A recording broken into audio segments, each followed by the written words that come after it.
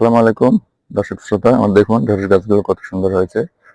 প্রত্যেকটা গাছে ঢেঁড়স হয়েছে এবং প্রায় প্রত্যেক দিনই ঢেঁড়স হারভেস্ট করতে হয়। এই যে দেখুন ঢেঁড়স হয়েছে, এই যে সাদা ঢেঁড়স দেখুন।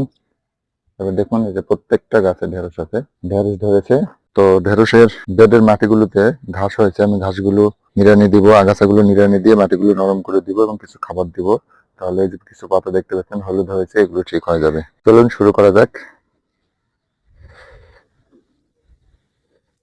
দেখুন ভিতরে কি পরিমাণ ঘাস হয়েছে। এই ঘাসগুলো তুলে দিয়ে যদি গাছে খাবার দেই তাহলে গাছ সম্পূর্ণ খাবারটুকু গ্রহণ করতে পারবে এবং গাছ দ্রুত বৃদ্ধি পাবে এবং ফল বড় হবে। বর্ষার সিজন হওয়ার কারণে খুব দ্রুত ঘাসগুলো বড় হয়, এই জন্য কয়েকদিন পর পর নিড়ানি দিতে হয়।